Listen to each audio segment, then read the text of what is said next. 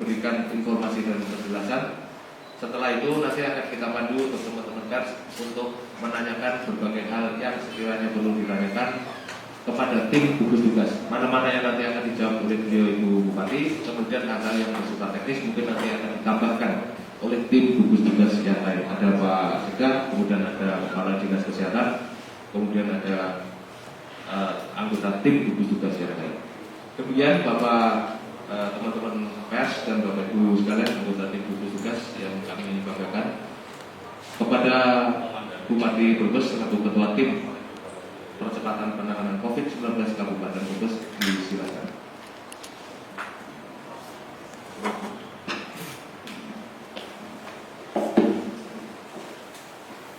Assalamualaikum warahmatullahi wabarakatuh.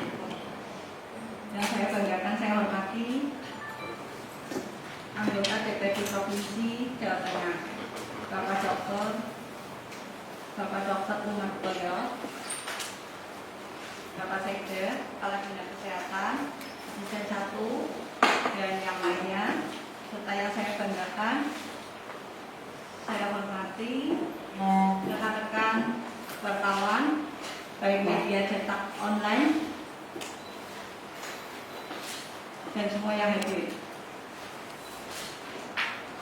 Yang pertama, saya menyampaikan terima kasih hari ini kita bisa bertatap muka bersilaturahim. Utamanya saya akan menyampaikan selaku Ketua Gugus Tugas Kabupaten Brebes pada hari ini Selasa tanggal 5 Mei 2020. Jumlah pasien dalam pengawasan sebanyak 97 orang. Jumlah pasien dalam pengawasan yang sudah swab lab yaitu 49 orang. Hasil swab itu sendiri yang sudah keluar 21 orang, di mana hasil swab yang 21 orang yang sudah keluar ini 20 orang negatif, 1 orang positif. 1 orang positif adalah Tuan YK, usia 36 tahun. Sekarang ini masih dalam perawatan di Rumah Sakit RSUD Brebes. Sehingga dengan 1 orang yang positif warga Kabupaten Brebes dengan adanya COVID-19, maka zona Kabupaten Brebes telah dinyatakan zona merah per tanggal 5 Mei 2020. Langkah-langkah pemerintah daerah yang pertama, tentunya kami akan selalu memberikan kewaspadaan pada warga masyarakat Kabupaten Brebes, khususnya agar benar-benar semuanya bisa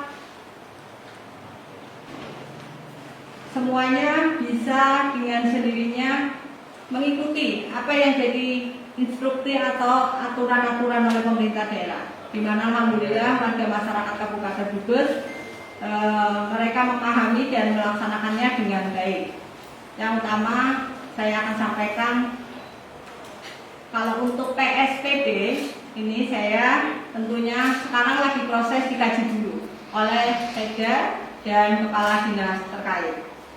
Sebenarnya yang utama bagaimana memutus COVID-19 di wilayah Kabupaten Brebes ini adalah wajibnya warga masyarakat itu menggunakan masker. Sehingga kemarin dari hasil yang sudah kita rencanakan dari dana desa yang memang anggarannya sudah siap, ini harus segera bisa direalisasikan sehingga 1 orang warga kita itu wajib menggunakan masker. Jadi semua warga untuk bisa menggunakan masker. Artinya selain dana desa yang nanti rencananya untuk bantuan sembako kepada warga yang terdampak COVID-19. Nah, tentunya kepada rekan-rekan wartawan pada hari ini silakan. Barangkali ada pertanyaan. Di sini ada Pak Sekda selaku Sekretaris Gugus Tugas dan juga ada Kepala Dinas Kesehatan Dan ada juga beliau Dewan Provinsi Jawa Tengah Bapak Dr. Umar Toyo dan yang lainnya. Terima kasih. Baik. Bu, boleh tanya Bu? Langsung Pak. Matur suwun Ibu Bupati selaku Ketua Tim Gubernur. Assalamualaikum warahmatullahi wabarakatuh. Waalaikumsalam. Saya dari Imam dari Sikom Mahasiswa Indonesia. Tadi itu dijelaskan Ibu ada yang kurang sedikit mungkin ya. Kalau yang positif itu apakah itu masuk alumni GOA atau kelompok dari para publik?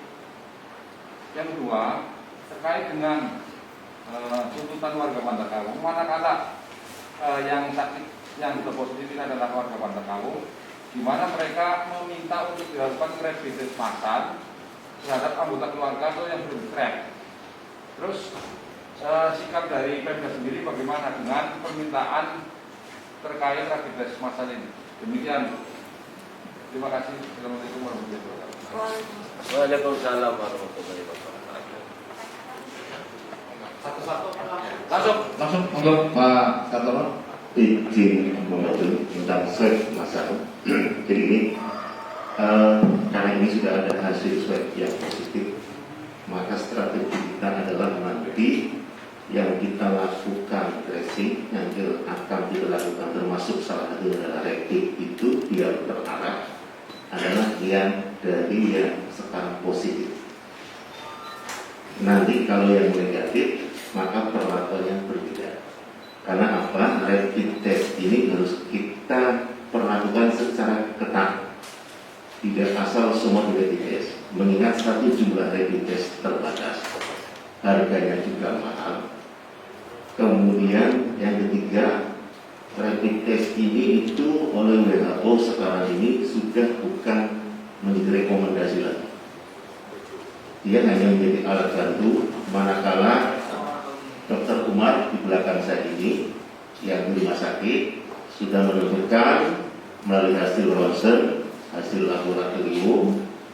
Nah, rapid test itu diperlukan di situ untuk segera apakah orang ini dirawat di bangsal isolasi, gitu ya Pak Umar ya, atau di bangsal biasa.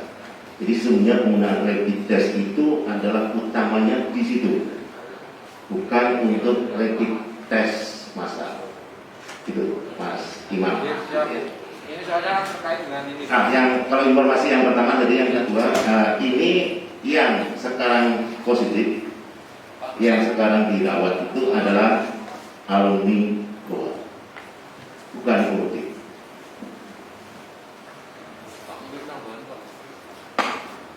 Itu apa yang positif itu orang tanpa gejala atau memang bergejala? Langsung adalah katanya tadi suruh menyebutkan nama dan medianya mana itu. Pak Imam sudah mau dilanjutkan ya? Mohon Pak, apa? Mas Ampun, monggo. Om, Saya Bro dari Kantor Rapos Pak. Om Bro, Kantor Rapos. Yang saya terangkan pertama, ini kan kasus pertama positif di Puskesmas Pak. Ini bagaimana tracking di lapangan, kemudian apa yang dilakukan oleh Pemkab sendiri untuk dan tidak bisa pencegahan lebih tidak atau juga akan berluas dengan cepat. Ini yang juga dia termasuk pasien OTG atau memang sebenarnya mulai memiliki gejala. Ya. Informasi dari Dr. Umar yang merawat untuk yang sekarang itu positif itu memang dari awal itu masuk ke rumah sakit dengan ada tanda-tanda, sehingga kemudian ini kita lakukan secara ketat. Kemudian langkah-langkah kami, terutama yang di dinas kesehatan ini, memang meskipun waktu itu belum ada hasil swab, tapi tracing kita di lapangan itu sudah ketat. Semua yang PDP sejak awal, sejak 2 bulan yang lalu, itu kami melakukannya menganggap seolah-olah meskipun baru PDP tetap dipositifkan di otak kami dalam melakukan kami tracing di lapangan. Maksudnya apa? Biar jangan sampai kebobolan. Begitu. Nah, kalau kemudian ini ternyata positif, langkah kami sebenarnya sudah dilakukan. Cuma yang belum dilakukan adalah melakukan rapid test. Kenapa rapid test perlu dilakukan pada keluarga terdekat atau orang yang pernah berhubungan dengan Mr. Y, K tadi? dilakukan, tadi sudah disampaikan oleh Ibu Bupati, saudara Ketua Gugus Tugas, maskerisasi untuk semua masyarakat. Ini yang saya minta bantuan dari teman-teman media untuk melakukan ini. Karena maskerisasi yang betul itu sudah membuktikan Taiwan itu satu-satunya negara yang sangat sedikit karena maskerisasi di sana berjalan. Jadi saya minta bantuan teman-teman media juga untuk mengkampanyekan bagaimana masyarakat menggunakan masker dan cuci tangan. Terima kasih. Satu dinyatakan positif. Sebenarnya sudah ada beberapa orang yang diuji swab. Yang satu ini sudah dilakukan oleh Pemkab atau Satgas Gugus Tugas ini dan masih menunggu hasil. Itu aja, Pak. Ya. Masih kan data yang masih belum ada. Masih sini aja belakang. Ada kita di Brebes ada imam wartawan, ada imam COVID, ini namanya imam COVID. Karena kalau teman-teman minta data kan mesti sama Mas Imam ini, gitu kan. Jadi swab ini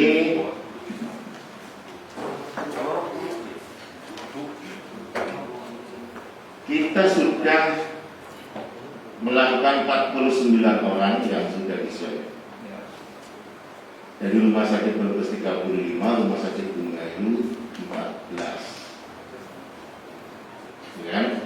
Nah, hasil swab yang sudah keluar itu 21 orang.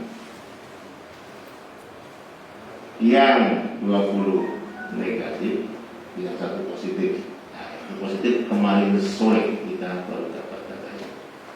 Ini Mas. Dirinci lagi Pak, yang gua berapa yang keluar? Gua baru keluar 4. Hari ini besok masih kita menanti bersama-sama. Sisa berapa Pak? Berarti sisanya 18 ya Mas? 18.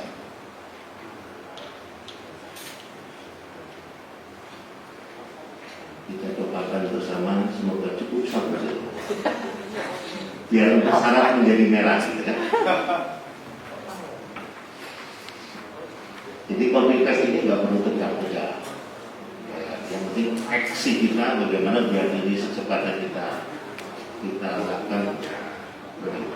Ini juga dalam menit yang sama kita di Bantar Laut ini sudah menyiapkan di sana.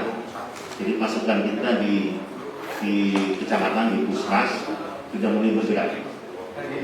Iya langsung kita.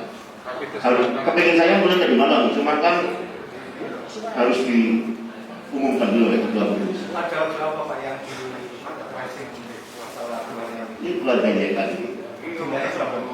Ini sedang kita telusuri secara ketat. Nanti kalau teman-teman ingin ikut sama saya tracing boleh nanti, biar tahu rasanya tracing itu kayak apa. Nggak pernah. Sudah ya pernah ya. Kabar ya. Potong Berarti gini lah, sama teman-teman. yang lainnya. Oke. Tapi mungkin maksudnya sebelum saya masih ingat, saya mau minta bantuan teman-teman media, tolong sampaikan ke masyarakat agar mereka yang punya penyakit paru-paru, TBC, asma, bronkitis kronis, ya kan, kemudian yang punya kencing manis, DM, agar betul-betul ekstra waspada. Karena mereka yang sangat cepat sekali kalau sakit. Oke, saya minta bantuan teman-teman untuk menghimbau itu.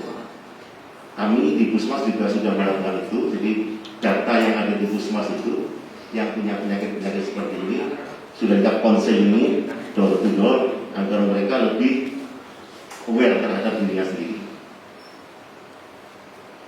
Tolong ya, teman-teman media, ini juga sekarang saatnya fungsi media yang lain.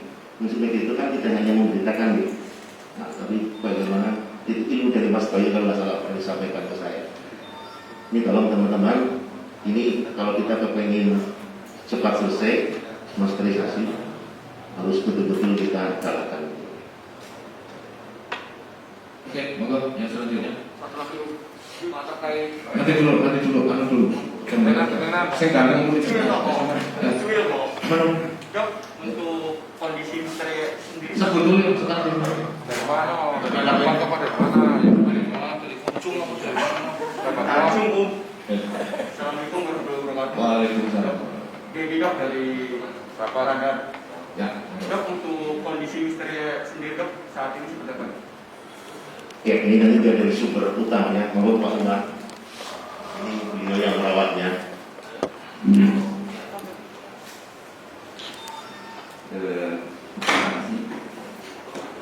Saya Dr. Farid Subes sebagai Satgas Covid di Brebes ini. Pasien yang inisialnya dia yang positif ini dirawat di Rumah Sakit Umum Brebes. Kondisi sekarang itu sudah tidak ada gejala. Bahkan kemarin sempat mau dipulangkan tapi menunggu hasil ini. Jadi kalau sudah ada ini berarti dia tidak dipulangkan. Ya, jadi masih ditahan di rumah sakit, masih diisolasi dan akan dilakukan swab pulang 14 hari setelah dari swab yang pertama dan kedua. Kalau sampai nanti dia itu negatif baru akan kita kembalikan. Tapi kalau dia positif lagi, ya tetap sampai dia negatif hasilnya. Gitu.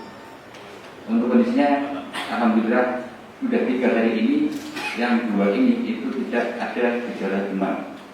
Sudah normal. Gitu. Terima kasih. Moga-moga. Assalamualaikum warahmatullahi wabarakatuh. Akan ada apa dari Tangerang Istiqomah.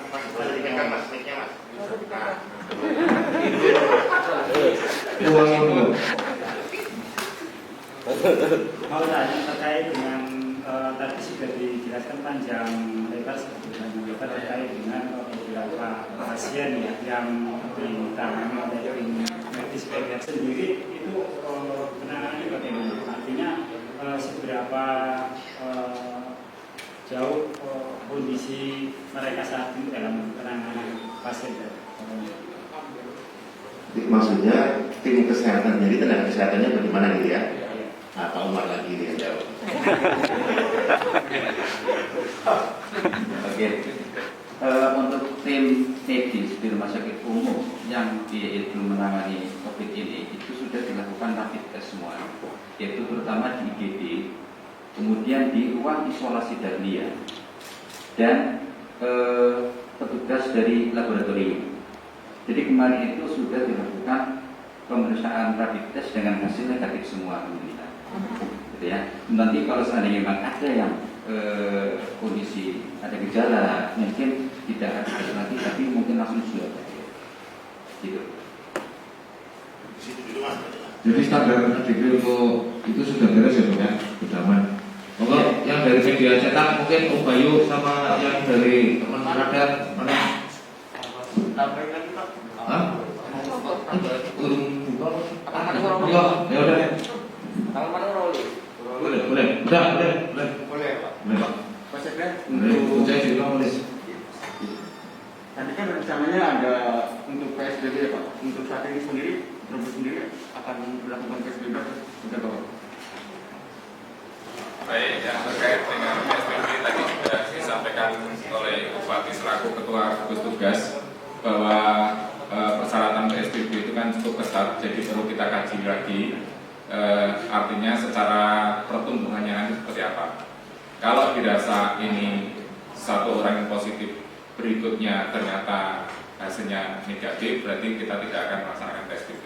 Tetapi kalau perkembangannya cukup mengejutkan ke belakang, dalam arti perkembangan yang negatif, maka akan dipertimbangkan untuk PSBB. Gitu Mas. Oke.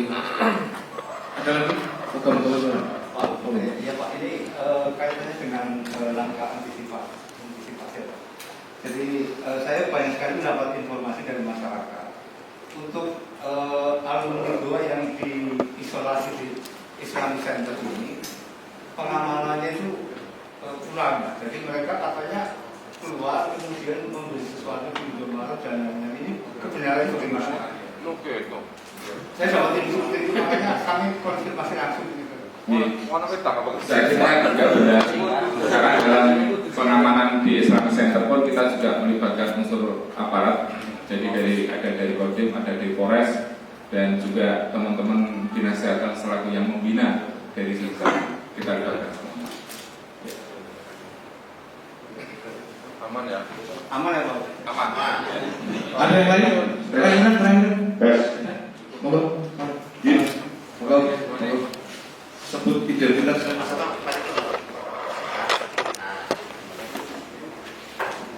Dengan Firmansyah, kami dari Borobudur Inti Nusa Semarang, Jawa Tengah.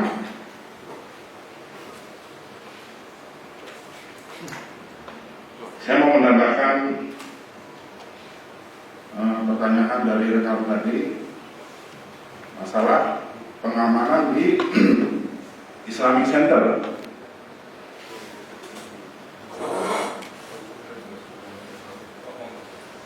Untuk pengamanan benar dari Kodim ada 1 orang, kemudian dari Satpol PP 1 orang, setiap hari bergantian. Dari kepolisian kami tidak pernah.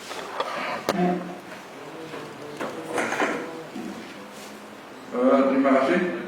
Kondisi di Islamic ya, pengamanannya adalah 2 lapis, artinya pintu di pagar itu ada 2 orang dari Kodim dan dari Satpol, dan di sana rutin diadakan penyemprotannya. Senin Kamis kita mengadakan penyemprotan, dan untuk yang terdalam dari BPD ya, memang dari TNI tidak benar untuk masuk, dan itu tidak masalah ya, karena kami juga ketemu dengan mereka karena dia adalah orang yang sehat. Jadi kemudian yang office boy yang masuk ke sana sudah kami training juga. Jadi dia mengantarkan makanan itu di depan pintu, ada meja, tahu di situ. Sementara yang orangnya itu di kamar, jadi nanti setelah keluar baru tidak ada kontak langsung, ya. Artinya dia distancingnya jauh sekali, ya, jadi jaraknya jauh, tidak ada seperti itu. Kemudian kalau pagi pun mereka keluar, ada yang baca Quran di bawah pohon segala, karena memang ketika siang tidak masalah, karena itu sudah disterilkan, tidak ada orang yang masuk ke situ. Jadi kami yang masuk dari BPD, kemudian dari Kodim juga menyemprot ya. Hari Senin Kamis dia menyemprot tapi bagian luar. BPD di bagian dalam, yaitu di kamar-kamar mereka. Mungkin itu yang bisa saya sampaikan. Terima kasih atas jawabannya, Pak. Jadi ini teman-teman, nggak usah paranoid, gitu ya. Yang penting adalah satu, pakai masker. Masker dipakai semuanya. Maskermu melindungimu, maskermu melindungi. Prinsipnya itu. Jadi kita kontak, apalagi itu rapid testnya, swabnya, misalkan nanti swabnya negatif, gitu. Andaikan swabnya positif sekalipun, Pak Umar tiap hari itu bercengkrama dengan orang yang rapidnya positif, gejala klinisnya memenuhi, tapi alhamdulillah sehat. Karena apa? Karena ada ilmu-ilmu dasar yang harus kita lakukan bersama. Tidak usah paranoid, pakai masker, jaga jarak, social distancing, cuci tangan, bangkitkan imunitas. Itu yang paling penting. Karena kalau imun kita bagus, itu yang akan bisa mencegah terhadap virus apapun, termasuk virus corona. Nah, sehingga nanti kebijakan PSBB misalnya nanti diambil, itu jangan sampai membuat imunitas turun. Yang membuat imunitas turun apa? Nggak punya duit. Betul kan? Ini yang bahaya. Karena begitu nggak punya duit, imunitas akan turun. Jadi yang harus kita pahami bersama-sama, langkah-langkah yang harus diambil itu jangan sampai kemudian merusak ekonomi. Karena begitu nggak punya duit, ekonomi kacau, imunitas akan turun. Oke, jadi begitu. Tenang ya Mas. Sepanjang mereka yang alumni 2 juga tiap hari pakai masker. Kami petugas kesehatan setiap jam 9, jam 10 bercengkrama dengan mereka, diskusi memantau kesehatan. Yang penting jaga jarak, tidak usah peluk-pelukan, tidak usah salam-salaman. Pakai bahasa isyarat. Dan sekarang menyatakan cinta juga harus pakai bahasa isyarat, tidak perlu peluk-pelukan gitu ya. Cukup pakai WA. Nah, itu saja. Maksud saya adalah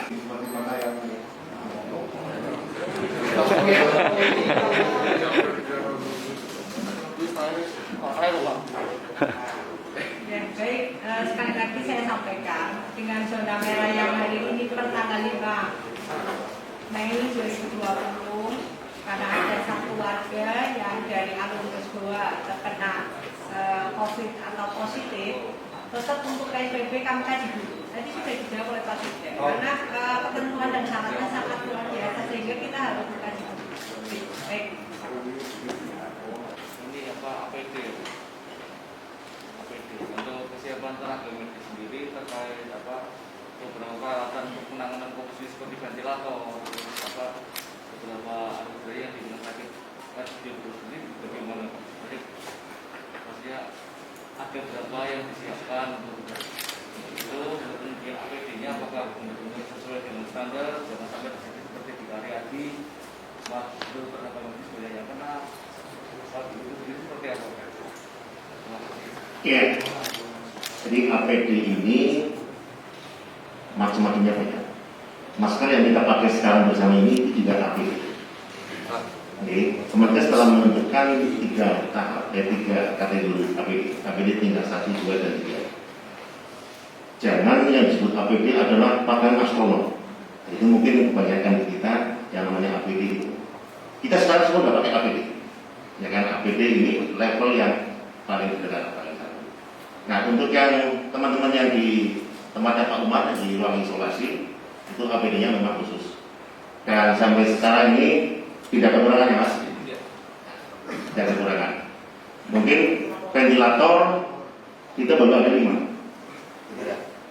Ventilator 2. Oh, 5, 2 dipakai, berarti 3 masih cadangan. Mudah-mudahan jangan dipakai. Gitu ya. Jangan Mas Koro, jangan itu. Mau dibilang jangan, gitu kan? Ya yang penting itu loh, saya minta bantuan teman-teman agar yang kencing manis, yang punya penyakit paru, ya kan? Kemudian yang punya riwayat pengobatan kanker, itu harus hati-hati betul. Orang perlu kelendangan yang betul. Coba saya berbesar kelendangan ya Mas Imam ya.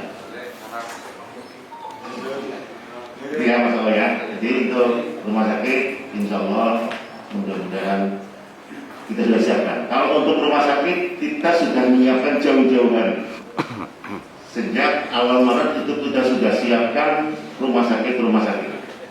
RSUD Brebes, RSUD Bumayu, kemudian semua rumah sakit swasta itu kita siapkan. Mudah-mudahan jangan dipakai. Amin. Oke. Ya, terima kasih pada nama. Selama ini masyarakat di Kabupaten Brebes itu kan merasa bahwa tim COVID ya, khususnya dan Brebes tidak kurang transparan dengan kaitan penanganan PDP, ODP sama yang kemarin klaster dari Kuala. Pertanyaannya gini Pak, dari 21 yang dilakukan swab, hanya 1 yang hasil positif ya Pak. Yang kita tanyakan bisa nggak dari tim COVID itu menunjukkan hasil swab kepada media? Terima kasih. Makanya kita hanya bisa memberikan inisial. Misalnya Mr. T, berarti Mr. Takwo.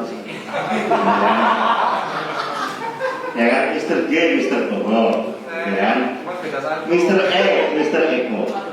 Itu kan harus ada aturannya. Ya. Makanya tadi yang positif sudah kita sampaikan. Mr. Y dari Bantah Tahu itu yang bisa kita sampaikan. Gitu ya Mas ya. Nah, untuk swab itu tidak bisa ditunjukkan ya? Nggak bisa ya? Hasilnya yang hasilnya yang bisa positif. ini yang Mister ya dan swab positif. Iya, bisa nggak? Nggak bisa. Ditunjukkan suratnya. Ya surat apa yang punya. Seperti kemarin aku lihat Pak, ada pekerja ya, istilahnya yang dari luar kota yang bekerja di Kabupaten Brebes Pak.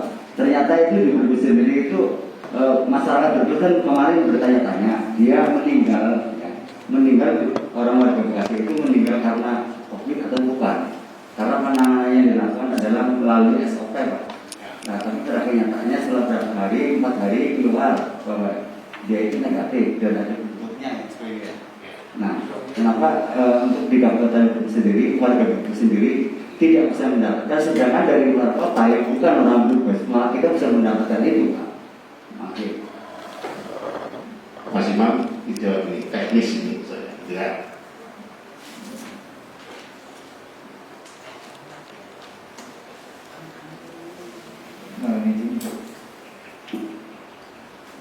Ini mungkin kembali lagi kita sudah disampaikan Pak Kapolres bahwa ada aturan main perihal kerahasiaan pasien. Dasarnya itu kita boleh mengetahui kerahasiaan tersebut sepanjang pasien, kalau pasien masih hidup, sepanjang pasiennya itu mengizinkan. Yang kedua, ini berarti aturan juga, orang terdekat, bisa orang tua ataupun anak kandung, baru nanti lari ke suami atau istri, sepanjang itu diizinkan oleh beliau selaku pemilik rahasianya ini, kita boleh mengeluarkan. Ini dasarnya itu dulu. Sehingga kenapa tadi yang membuat sampaikan itu pakai inisial? Karena kita belum minta izin ke yang bersangkutan. Boleh enggak namanya disebut di media? Kalau beliau nanti monggo dibeber sampai ke tingkat RT, sampai istri saya, sampai anak saya, nanti kamu umumkan. Tapi ada izin tertulis dari beliau. Sehingga untuk hari ini kita hanya bisa menyampaikan inisial dan statusnya. Jadi gitu Pak. Untuk dari luar kota, kalau posisi pasiennya meninggal, betul, ini kenapa disertakan di sana? Itu pasti sudah ada izin dari keluarga yang hidup. Dan untuk menyambung informasi ke daerah yang dituju, tanpa itu daerah yang dituju tidak bisa melakukan apa-apa. Juga untuk trackingnya juga untuk tindak lanjut berikutnya. Saya kira itu. Terima kasih. Terutama khususnya ini angkutan, itu kerahasiaan itu harus dijaga Pak. Kalau kita sebagai media itu komit Pak, bahwa kita seperti dapat dari RT kaitan dengan kepolisian, kita juga internal media yang mau kita keluar. Gitu, terima kasih. Meningkatkan imun adalah makanan bergizi, makanan buah-buahan dan lain sebagainya. Kita bagi sing dari zaman kulit kayak ini kan masyarakat dulu beras belaka ibaratnya kan masa buah-buah. Harusnya mungkin ya dikombinasi misalnya kalau nggak ada buah apel atau buah apa yang mahal-mahal, pakainya buah apa yang kira-kira bisa dicangkau atau dicari di karangan gitu. Saya kira itu aja. Terima kasih. Nanti kalau ini yang respon dibilang ya, saya kira itu masukan masuk bisa diinformasikan ke masyarakat. Selain juga melalui media, nggak usah cerita anggaran dari itu. Sangat banyak di sana ya. Jadi mau teman-teman media memang bersabar ya, karena ini dari 22 pun baru 4. Saya komunikasi dengan Kadis jawabannya sama, masih ribuan ahli di sana. Tapi ini sudah ada, saya sama ke Pak Joko ya, untuk lab sekarang bersekitar selama itu di Karyadi. Jadi ada mapping dari 7 rumah sakit sekarang sudah lumayan banyak, karena yang ini lama karena adanya hanya di Solo 3 waktu itu ya. Saya kira itu. Kemudian Jakarta, ya ini memang sangat krusial. Tadi saya sudah komunikasi dengan Kepala Badan Hukumnya di Jakarta, Pak Agamsyah. Mudah-mudahan minggu depan sudah bisa dibantu dari pemerintah Provinsi Jawa Tengah dari Pak Agamsyah. Ya, itu. Tim pejabat sehat untuk rekan kita, sejawat kita, orang yang luar biasa. Jadi Mas Didi Kempot meninggal dunia. Jadi ini Jumat 25. Kita berdoa karena karya-karyanya memang luar biasa. Al-Fatihah.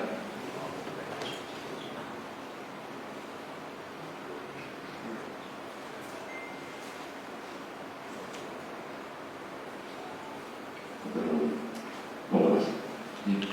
Iya.